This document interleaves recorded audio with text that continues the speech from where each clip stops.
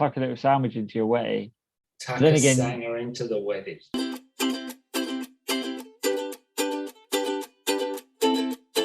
Welcome to the Insiders, listeners. I hope everyone's good. We're Friday, the 25th of March for this recording. I just told my esteemed colleague, Matt, I'm quite tired. I said it in French. I'm fatigué.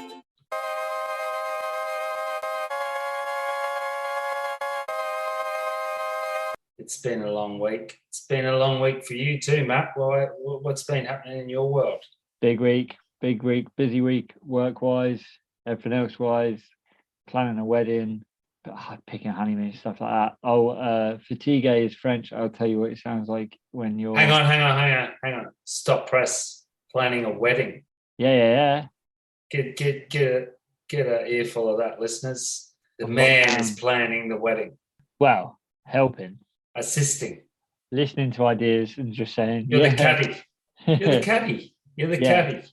And the south coast of England, with the little London boy inside of me's way of saying fatigue is I'm cream crackered. So yes, you pooped. Yeah, man, yeah. But as we're about to discuss, the surf world isn't sleeping on anything. The surf world isn't sleeping, and neither's my surf world, Matty. It's been cooking, man. I'm telling you, my part of life. And I think if you're a European listener, I think it's a good time of year. It's starting to warm up, and I don't know. Yeah, obviously, Northern Europe takes a little bit of time to catch up to us, but I took off my booties this week for a few surfs, and my friend, I had him off for like a month, calling me soft, but it's kind of hard surfing with numb feet. But this week we had 20 degrees. My youngest son, he pulled out these board shorts this week every day. If it's sunny, he's not wearing long pants. He's board shorts all the way to the beach, all the way to school in this case. It was my first surf this year without a hood this week, which is... Well, there you go. See? Yeah, there you go. That's it. And if you're an Australian listener, I think it's in a similar way a good time of year because, well, it depends where, but like East Coast and them, they're coming out of summer and coming into swell season. Yeah. Where we're all happy to be in swell season in Europe, but we're also happy when we kind of nearly, not necessarily come out of swell season, but come out of winter season. Yeah. Don't you reckon? Yeah, definitely. And even just without having a hood on, you feel so much more free. And with the sun out, all my freckles came out, so I kind of looked on the sand.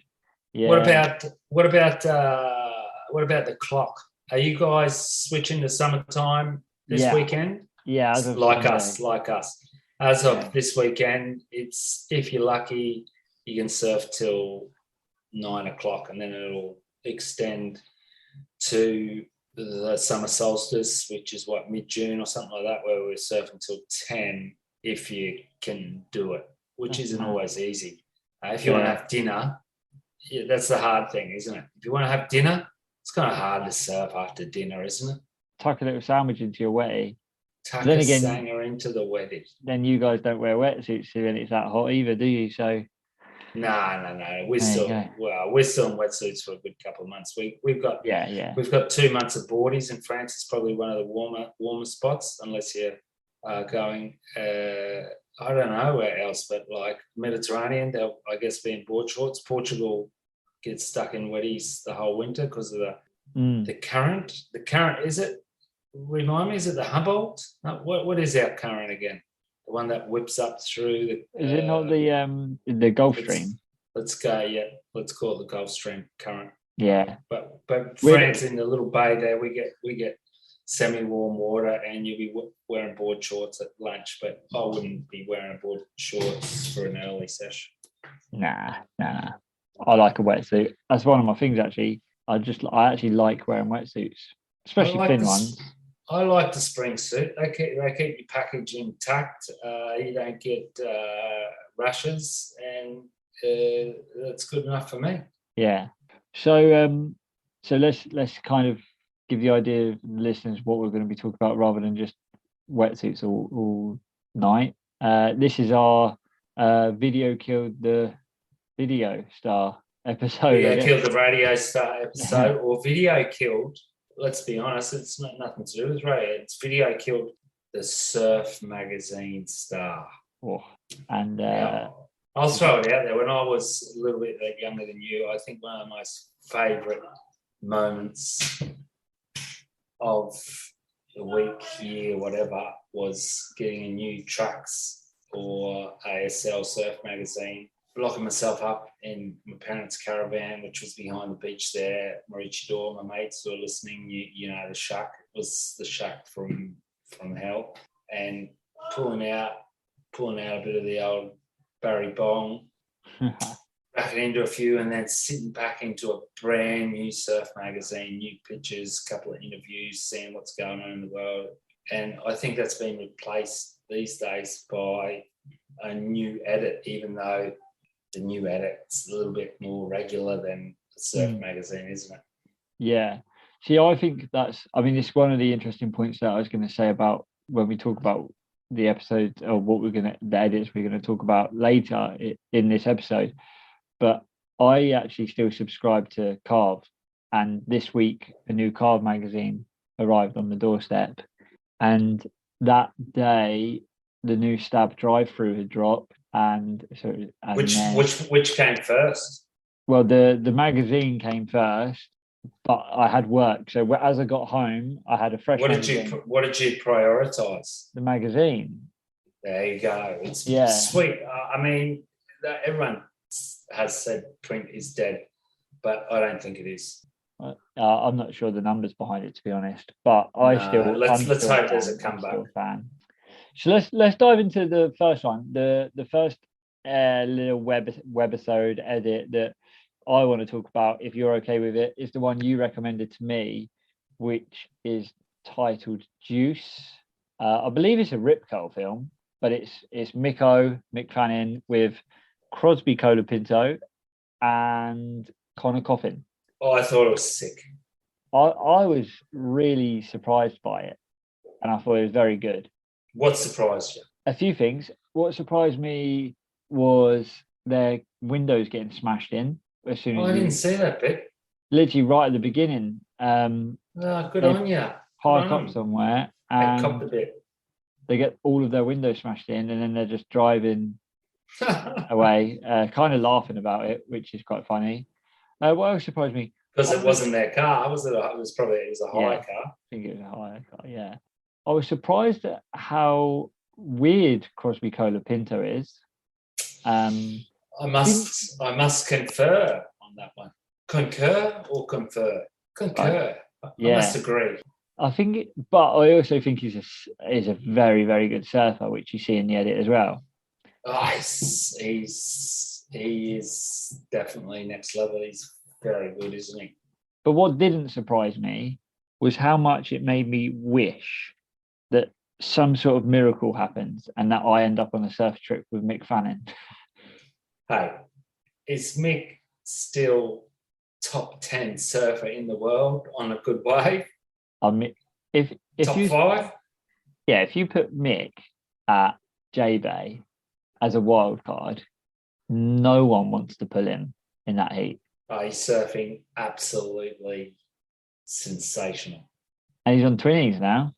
Well, little 20 plus 2+1 like moontail things, but he's not on every waves. No, not on all of them. But he just seems like he's got so much desire to like go and surf as much as possible. He sounds like he'd be really like, I feel like if you've got an empty peak, he'd like whistle you into waves and like be as happy for you to get the wave of the session as if it was himself, which is ideal on a surf trip.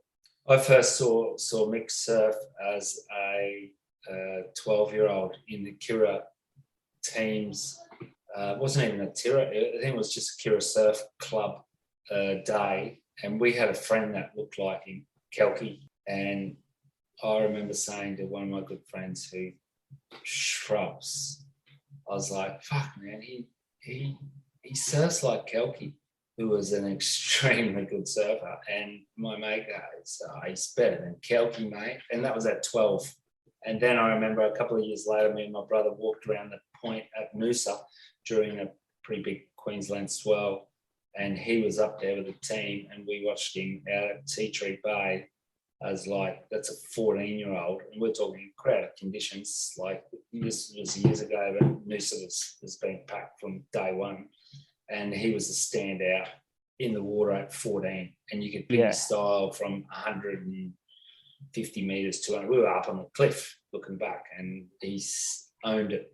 He's sick. He's so good. He's just getting better as well. I feel like the looser he gets as he's off tour, is great. So long. Well, it's been talked about. It's been talked about a lot, hasn't it, lately? If you surfers, when they retire from competition, they don't retire from surfing. No, actually, potentially can surf, not necessarily better, but they definitely can surf better waves more consistently if they want, if they've got financial backing, which is another issue. But yeah, I couldn't retire from my job and then just go and say, "Oh, I fancy coming and pick up the phone and sorting some stuff out." Like, just for the weekend, can I come in? Yeah, you reckon? Yeah, I think in terms of the edit as well. I like how they go a bit off track. They do it all really. They do the Golden Gate Bridge kind of tick off the bucket list type thing, which I'm not sure if I'd want to do, but still looks pretty cool. And I'm sure it's an event for you personally by doing it. And that was the other thing I liked about this video, Matt, was it's a surf trip. It's a surf trip, 3 dudes in a car, cruising, surfing waves, seeing waves. Like, how much fun is that? Yeah. And, Would you know? And I think it's another, like, not even a surfer. It's many people from the Western world's dream to do the drive from San Francisco down to San Diego. It's the California coast. Yeah. It's not something I can see myself doing soon, but I've always kind of wanted to do it. Yeah, I think so I've not done it yet, but Ian, one of the directors who I work with, he went out and just he kind of done the trip. He didn't go to San Francisco, but he'd done like Cali Coast and stuff, and I think he went up to Half Moon Bay and stuff where Mavericks is and places like that, and he just said he was just blown away by like spots along the way. So it would be a great trip to do. Actually, one of my highlights of the program, or of the little edit, this is weird, I know it's weird, but it almost ties into what we was talking about at the start of the poddy, is I liked seeing them have to deal with wet wetsuits and like only having one wetsuit, or like, and having like pissy smelling boots, and picking up your mate's boot and then going, "Oh shit, that's not mine, I've just touched his pissy boot," and like throwing it at each other and stuff. I love that. I thought that was, of course, it is. That's surfing life. Just so relatable. That's what I liked about it, because we watch so many edits and there's so many great clips out there, but you don't see almost the outtakes and the behind the scenes of it. And this Juice edit, I thought was that it actually encompasses everything that makes a surf trip a surf trip. And I'm going to throw one at you as well. Yeah. Transgenerational, because you got Mick, who's 40, you got Connor, who must be around about 30, and then you got Crosby, goofball, Colapinto, who's all of 20, maybe spare change. So you get to see kind of, I wouldn't necessarily call it a full generation, 10 years, but you could. I don't know how a generation is rated or care. But this is 3 different age guys all go. Well, I guess if you're a goofy footer, you're not going to watch it. So goofy footers, unless watch it in a mirror. Of course, and people do that. It's not even weird to do that anymore. But yeah, it's sick wave, sick team, really. I did like how I'd never seen anything with Crosby in that Griffin wasn't in. Yeah. Nice. That's a good one. It was nice to see Crosby outside of like Griffin's kind of shadow. And as I say, his surfing stands up. He's a bit awkward and a bit weird on the camera at the moment, or was. But his surfing. I thought he was the best surfer of the edit. Yeah, like that's what like it's hard for me to say someone surf better than Mick, but it's now that we're acclimatized to new school surfing, like, you know, he is above the lip and really slide. He's tall too. It's just he just looks coordinated on a wave, which he isn't verbally, is he? So it's good that he's coordinated in surfing skills. Yeah, but so I would say I would highly recommend Juice, and came highly recommended from you to me, and I would pass that on to our listeners and to anybody else that I thought Juice was sick. The only thing I didn't like about it is it was hard to find on Netflix, not Netflix, on YouTube, because you search Juice and then like loads of detox things and stuff, like weird stuff come up. So make sure you put like Juice. Or you just look to Ripcurl's website and just make sure you don't click onto their product range while you're there and get sucked into the promotional aspect of the fact. But any Ripcurl reps listening, me and Darren will sell out for anything. I would recommend this if you're going, like what you did a few weeks ago, is if you're trying to get a little bit of a mobile car surf trip happening, watch this before you go. It's always good to be a bit amped up. Oh, definitely. Yeah, absolutely. I 100% agree. So I would say Juice gets our insider's seal of approval. Yeah, I'll give it a seal of approval. I'll watch it again, maybe, after we've talked about it, because I only watched it once. And then that leads us, I'm going to break it up and go the complete opposite end of the spectrum and talk about a surf edit that you don't see anyone driving around really in, but is some of the most seriously good surfing I've seen in a long time, and that is Idiot Box from Kael Walsh. Of which you said to me, fucking sick, or some really extreme positive noise. Yeah, I would say it's the biggest kind of compliment I can pay this is it's the first surf clip since Cluster and View from a Blue Moon that I just watched it and then just restarted it afterwards. I watched it twice back to back and I thought it was that good. Saying that, something's come to mind too, because it is incredibly gnarly, and he's throwing all caution to hospital in the wind. But it does remind me a little bit, and that's obvious, I guess, of Jay Davies, who's over the last 10 years released a few similar things because they surf similar waves. They're both gung-ho. I don't know how any normal in this surfer in the world can have a crack at any of these sort of waves unless you're from Hawaii, honestly.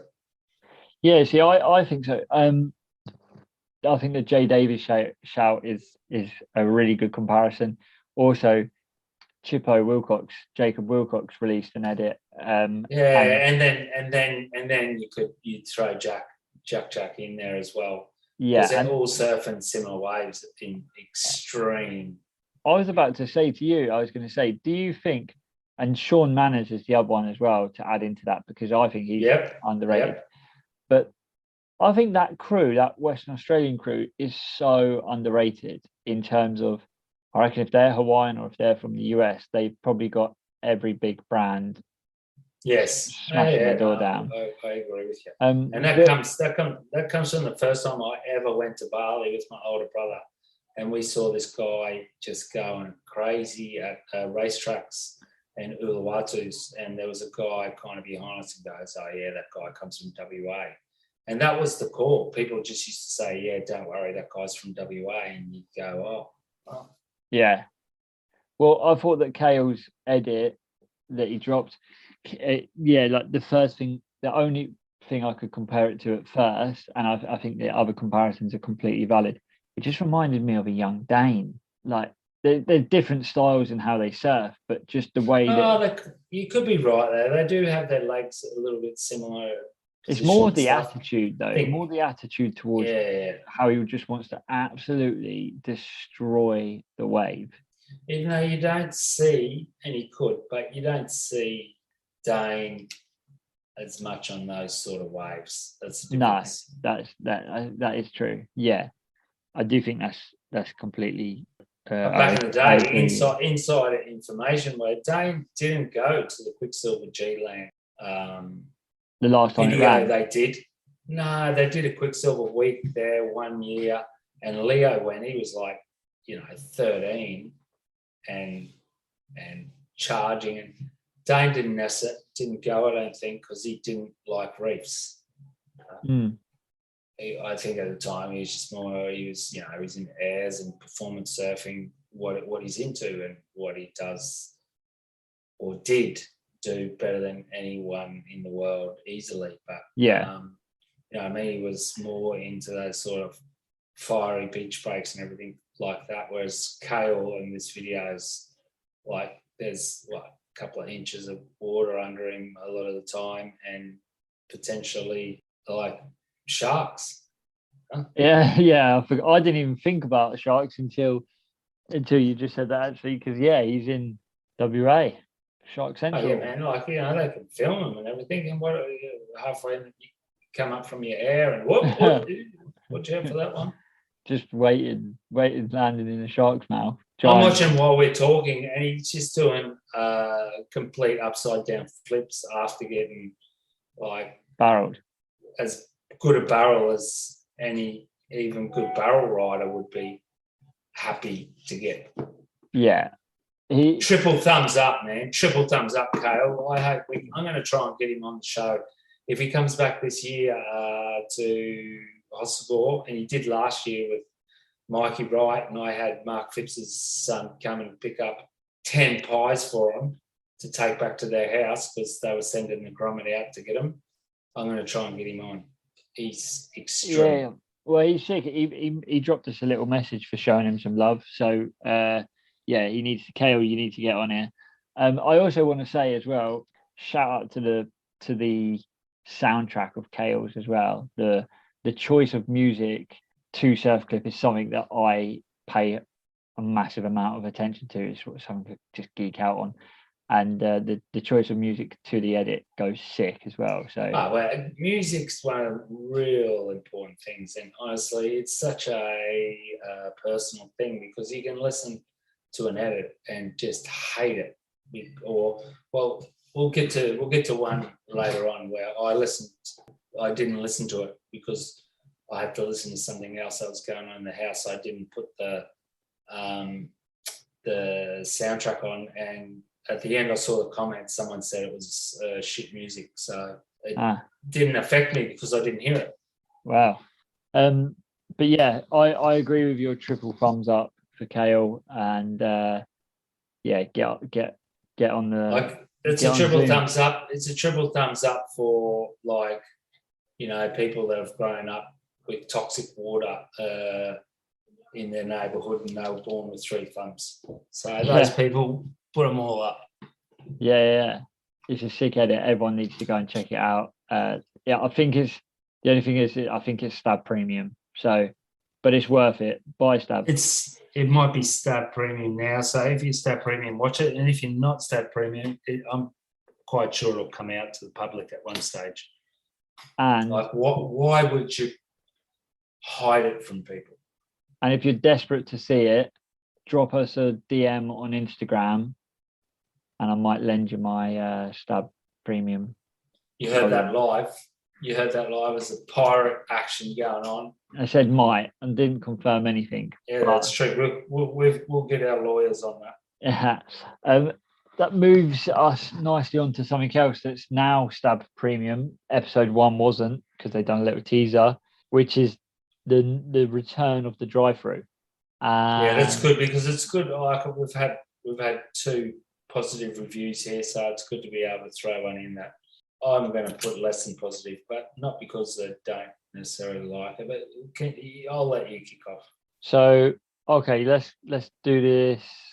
I really like it, but I don't love it, and I'm glad that they've released it in the chunks of episodes they do, because I get to the end of everyone and think I've had enough of that until it then comes back out, and then I can.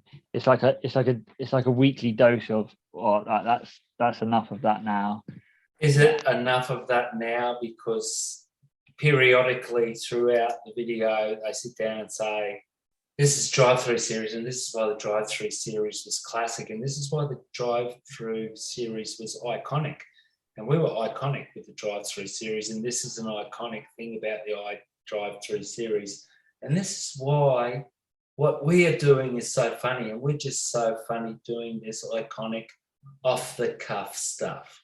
Yeah, pretty much. I mean, it sounds like you should be on it. I could.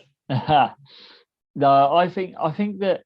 I think when you've got quality content, that you don't need to keep telling everyone the whole time that you've got quality content. And I think if you're doing something funny, you don't need to point it out to people every 5 minutes that we're doing that because it's funny. Yeah, exactly. Either it's funny or it's not. Yeah, 100%. And, you know, the interesting people that I like, if they're going to do cutaways and little interviews and little snippets and stuff, I think that's cool. But it's so heavy on Benji Weatherly that I'm just a bit like, oh, like. Let's say if Dane wasn't in it, would it be? Yeah, might not watch it. So Dane, I was going to speak to you about this actually. So let's go into unless you're American, and I hope we've got American readers, and I hope they enjoy it. But a big criticism of American surfers when I grew up, and perhaps still, was that an American surfer would always say how gnarly and fantastic his mate was and how cool and funny that was, where a big thing for an Australian surfer, and I'm pretty sure an English surfer too, because we've got a similar culture, is to say how much of a wanker and useless your mate was. Absolutely. Yeah, the closer you are as a friend to someone, the bigger the kook they become. But so talking about a highlight of it, Dane Reynolds, but I wanted to speak to you about Dane in terms of, I feel like he sees himself and his level and how he belongs in a lineup about as much as I do in a good lineup. Like, he doesn't want to position himself in the middle of a crowd when he could. He doesn't want to position himself at the top of the peak to surf the best wave when he could. And when he does surf those waves, I've never heard him go, oh yeah, I surfed that pretty good. He's so which is depreciating, which is the absolute best thing about Dane. I know, and that's why I absolutely love him. He's like, I'm like, that's exactly what I think. Every time I go for a surf, not every time, but you go for a surf and you're like, oh, there's the peak. I'm going to go sit at the peak.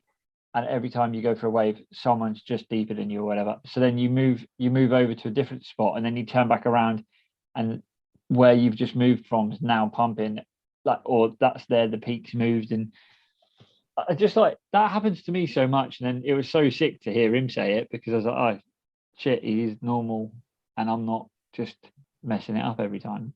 I saw an older guy in the surf this morning. We had a dying swell this morning. It was kind of still fun. I had a thruster kind of board in the car, and also had this weird my hipster 7.0 reverse hull weird shit in the car, and I had a look. Oh, is that the one from Fantastic Acid? Yeah. Incredible board. I lent it to my friend Paul Evans the other day. We'll get him on. And he was just like frothing. He just said to me like 50 times how much he loves it, because it's really fast and it paddles like a steam train. And there was this poor dude, and he was out on a short board and was out the back, and there was already 3 longboarders when I got to this wave. And it was kind of a fun wave. It was high tide, but you needed minimum mid-length or no one out. Yeah. You're all right with a short board if there's no one out. But there was a dude out there on it's like a clubby male with full deck grip, and he had booties, impact wetsuit, hoodie, and a backpack. Now, I've seen this dude before in the water. He surfs with a waterproof backpack. I don't get fuck. I'm too tired to even understand that. I just wish I could film it. And then this other dude paddled out on a semi-shortboard, and the poor guy didn't get away for half an hour, and he's splashing, and he's paddling for the way, and he wasn't like furiously. He was in the wrong position every single time, and then I said to him, it's probably not that much fun on a shortboard, and he was like, fuck, I didn't bring it. I left my longer board at home, and I was like, yeah. And but it was just a case of always being in the wrong spot. And you can't surf where you're always in the right spot on the right board, or always in the wrong spot on the wrong board. Yeah, and just seeing Dane go through that, or hearing that Dane had to go through that, made me feel better. And I like him. It's kind of freakish that he can surf at the level he surfs on semi, they're not twigs, but they're still shortboards. In mediocre waves, it just shows the extreme talent he's got. Yeah. And so back to the Drive Thru. What I didn't know who Donovan was. Donovan Frankenfurter or whatever he is. I don't know. Frankenwriter or whatever. Yeah, really famous and good surfer from a long time, and actually a really successful musician, which I looked into recently because I wondered actually, because he got into music. He was like a full sponsored Billabong surfer when he was younger, like absolute shredder, like incredible surfer, and really good style too. Do you know what blew my mind is that Donovan is 6 months younger than Kelly. There you go. And he almost looks like he could be his dad. Yeah, but you got to remember he's had a rock and roll career. Yeah, boy, I bet he's got some stories. He would be someone. Even though Mick Jagger had a rock and roll career, and he's still quite thin and nifty, isn't he? Yeah, but that's probably because he just Iggy Pop. He's my weirdly second uncle, Mick Jagger. So like long distance relation. So there we go. That's where you got your lips from. And and the hips apparently. What I would say is Donovan is someone that I would like to go on a surf trip with, without cameras. So without captions. Yeah, because I think he'd be so sick. Like he seems so like cool to hang around with. He's probably got some great stories and would be cool to go on a trip with. But he just without the cameras for him to then talk to. I'm sure it's still going to be a successful sort of endeavor for them, because they're getting pushed by Saab and they're getting pushed and pushed and pushed. I like the concept. Let's grab a bunch of dudes in a van and go on a surf trip. But it'd be better if we could just get the surf trip without the sit down talk overs, don't you think? Yeah. Or if you exactly. Or if you're going to do talk overs, the amount of people they got in the van, just change it up a bit, because it's basically Benji and Donovan, like you say, blowing smoke up their own arse with promoting how good the Drive Thru is and the old ones and bringing it back. It's cool. We're already watching it. I want to hear what Griff thinks about having to eat In-N-Out burger for 13 days in a row when he's like. What is an In-N-Out burger? It's just I think it's just like a Macca's or like something like. It's a brand. It's a brand of. It's a chain like burger shop. Like Macca's. Okay, so which is handy for us who've never seen an In-N-Out burger. Yeah. It's very American orientated, we'll say. Yeah, but like I want to know what Griff thinks about that, because like him and like Eric Geiselman and stuff like that, they're like clean living. Like everyone knows the story about the boat trip that the Lost Boys went off and like basically shared one beer between them for 2 weeks and all that shit. I want to hear his thing about. We can just do a quick footnote to that. Then, I've got nothing against it. But did you find that was funny for the Mentawais trip? We're not promoting that video at the moment, viewers. What was it? Reckless Isolation. Reckless Isolation, which is a bunch of mates breaking COVID rules, which everyone else has to stick by. Go to Mentawai, surf insane waves while everyone else has got to stay at home, and then say they drank one beer between 10 of them on a boat trip. Yeah, I think. I thought it was even funnier that they kind They of could have called it reckless Amish isolation. It's funny because when you watch it, they try and justify not drinking beers by saying that they were barrel drunk, which obviously I would be jealous of anyone getting that many Braves anyway, or that many barrels. But God, just because they were saying like, oh yeah, but we was tired after a long day. Yeah, but you just crack one open while you eat your dinner every day. And these French friends of mine here went to the Mintowis a few years ago. They were older guys, and they had a pallet of wine on the boat, including beer. I bet they didn't. Glad I wasn't on that boat, I tell you. I bet they didn't have a pallet when they got off of it. No, they didn't have a pallet when they got off it. They didn't have the same clip, but and I'm not condoning it. Like, you know, I'm not a big pisshead myself anymore either, but, you know, still, come on. You only have one beer between 8. Well, of course, if you've got midnight prayer, well, that's not. We're not reviewing that video at the moment. So let's. I'm going to throw the stamp of average mediocrity onto the Drive Thru series, and there's a guest appearance just come out onto our video review. Wait, can I just say something before you jump into a guest appearance about the stab thing, about the Drive Thru? Of course you can, Matt. It's your webcast. Yeah. It's not even a webcast; it's a podcast. But I personally think that Stab Highway, which we'll do a review of in a couple of weeks or whatever, even though it's a bit older. Oh, that was a little older. Pisses all over this Drive Thru stuff. So average mediocrity is, I think, a fair call. If you actually want to get stoked on a surf trip with loads of guys and girls having loads of fun, watch Stab Highway. And you said the right word there. The Aussies, they put the girl in there. There was a girl on every team. Yeah. And there was the leader of the team. And I know we'll do a full review on it, but like when Holly Wan fucking bombs that hill and eats shit and just bounces up and then runs off, I thought, yeah, that's all time. So that's for another day. So Ollie Henry, who's so this is your guest appearance. People don't know everyone, but and we don't want to be. I'm not even going to mention where the video comes from. He's just this dude who moved from New Zealand to the east coast of Australia when he was 2, and then moved from Kirra to West Australia when he was 12. And his videos is it's a similar vein because it's West Australia to Kael Walsh, but there is a fair bit of surfing the right in the video, which is like these guys are just putting themselves in the ambulance's speed dial. Yeah. So it's just bananas, man. It's like Taj Burrow and Mark Matthews made the right famous years ago, and a few other guys.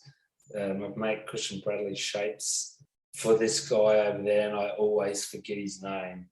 And I don't think it's a wave that anyone else in the world, really, apart from these guys, even want to go and surf anyway.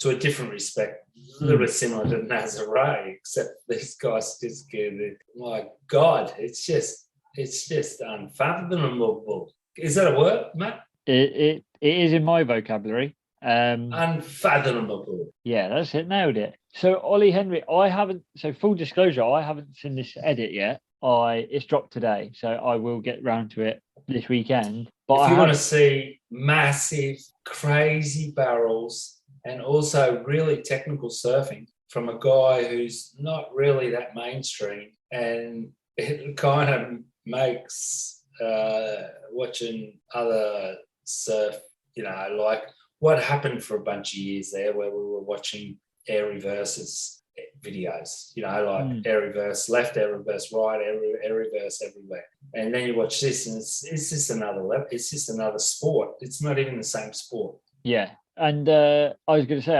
as I said, I haven't seen it, but I have been following him. I do like him, and I've been following him. I know that he surfs for Rusty, and he's been in Hawaii for the winter. And he's 20 years old, mate. He's 20. And what he's doing could be like, it should nearly be illegal. They should nearly not be allowed to do it. It's so dangerous, but they're having so much fun, and it's really technical surfing. It's like going up to the top of the mountains in the Alps or whatever, and telling guys they can't get out of the helicopter and do a powder run down between a cliff. Yeah. And so he's from New Zealand? Born in New Zealand, moved to the Gold that. Coast at 2, and then his dad got a job in West Australia, and he said he was like off his parents. He was like, fuck, he got there in like the first week or something, there was like 5 shark attacks. Far out. And then he had to go surf there. Yeah. But it'll show you what our brethren who are listening to us are prepared to do. Like one of my very good friends is in South Africa at the moment, his home country, and he hasn't been back for years. He's visiting his father and also old friends. And he was telling me yesterday he was out the back in brown water with one of his best mates that he hadn't seen for like 15 years. And he said he didn't understand because he wasn't worried. He was in his board shorts and the waves were fun and he wasn't worried. And he said it was a sharky area as well. And surfers will just forget about shit like that when they see waves. It's kind of unnatural, but it happens all the time. Yeah. Yeah, I mean, I remember when I went out to travel Australia, and the whole time beforehand, I was worried about sharks all the time. And then when you actually get there, and I remember the first couple of surfs, like paddle out, and there's like 20 other people in the lineup, and suddenly maybe it's the safety in numbers type thing, I don't know, but I can tell you, I stopped thinking about sharks pretty much every time. As soon as you started paddling. So for our international viewers, Matt, have you guys got sharks up there in the UK? Nah. Like down here in southwest France, which is one of the things I love, is that you can go out for a late or an early surf by yourself, out the back, wherever, by yourself, and not thinking about it. Yeah. The most dangerous thing we got here is suppers, foilers, goat boaters. Oh, you would have loved it today, Matt. There was 4 foilers on this bank just down from me. And there were surfers out there too, and they weren't necessarily good foilers. And one dude just kept eating it each time he was going along, and he hit a bump. And it was kind of glassy, and I was thinking, man, you just wouldn't. Like, I thought he was going to injure himself. So I got a feeling there's going to be some sort of rule come out about that this summer, because, I mean, even though they're not allowed to, swimmers will tend to go for a swim somewhere. So imagine you go for a swim and you got that coming at you. Yeah. Nah. I still stand by what I said last episode. Don't foil, go away. I'm not for not foiling at all. I'm just for, you gotta just be careful where you're going. I'm for not foiling, because I literally, just before we started, watched a little Instagram clip of Kael trying to get a wake off of a massive like cargo ship thing, and I'm just like, you're just boring me, mate. Just do something else. So I'm not for it. But there you go. But yeah. So that's our video review for the night. We're going to switch to. We're not going to go for a long one. Let's go for your do's and don'ts, which I didn't even think of. But I've got them written down. I've got them written down. I'm going to start. He's a nerd. He's a nerd, listeners. I'm going to start with don't. I have a really I have a pet hate where don't surf in a cap. Like, if you're going to surf in a headwear, either wear like the bucket hat, like rim hat things, or don't. Like we're talking sun visor cap. Yeah, I'm talking like golf cap, like 5-panel cap thing. Just, yeah, don't do it. You look like a knob, and I hate it. I just absolutely hate it. I don't know why. It just doesn't go with surfing. And yeah, just get a bucket hat or a rim hat type thing, like the other hats that I forgot what they're called, but the bigger rim hats, almost like cricket hats, but not cap, please. That's my don't. I'm going to say, don't paddle back out after you've already paddled to the inside and nosedived eating shit on your wave, and then not only sit inside of the kind of lineup, but inside of your friend that you're talking to, and then call him off the next wave, which is what I saw a dude do the other day. So he snaked his own mate after paddling in. After messing up a wave, he then sat on the side. And it was like nearly the next wave that came through. Yeah, not a fan. It wouldn't happen in a lot of places, but it happened in the spot. Well, it's a good one. It's a good one. This is a productive one. Well, my do, this is actually a proper do. This isn't like a rant or anything. This is a do, mate. Do it. Do it. There's a local guy here who he's an older boy, actually. I reckon he's like 50. Can we call him Larry for imaginary purposes? For imaginary purposes, let's call him Larry. And Larry is a very good swimmer. And Larry Local. Larry Local is a very good swimmer, and he's a very good paddler. He'll paddle from peak to peak, and he's a tall guy, right? He's like must be same height as me, like maybe a bit taller than me, and I'm 6'3". Stretch. Yeah, and when he paddles peak to peak, he's a super good paddler. His paddle stretch, he's like right above his board, pulling himself all the way, and he zooms. And then when waves come, when he paddles for a wave, suddenly he turns into like T-Rex arms. And has the shortest paddle stroke. And I see him, he always barely catches any waves. So my do for everybody else learning from that, especially if you're blessed with long wingspans like me and him, is do utilize your paddle stroke. Keep it long, like keep it flowing, even when you're paddling for waves, because it will help you. Like if you're a freestyler in a 400-meter Olympic final. Yeah, just keep them long, stretch them out. A bit like the idea behind it is when you're sawing a piece of wood, if you do short, fast strokes, it takes you way longer than if you do long, clean strokes. So there you go. Our carpenters will love that. Yeah. I'm going to say and I'm good at this, put 2 boards in your car. Always. Yeah. If you can. Always. Don't go somewhere with 1 board. It'll happen when you do. If you're 99.9% sure, you know exactly what the swell's going to do. Or if you live in front of the beach, you're not even in your car. But for the rest of us plebs who don't have beachfront property, 2 boards in the car. Is a good, great shout. You never know what's going to happen. I was so thankful this week that I had 2 boards in the car. A couple of times I took 2 boards on the beach. Yeah. And that's not even being a pro. It's just like, you can add fun to it.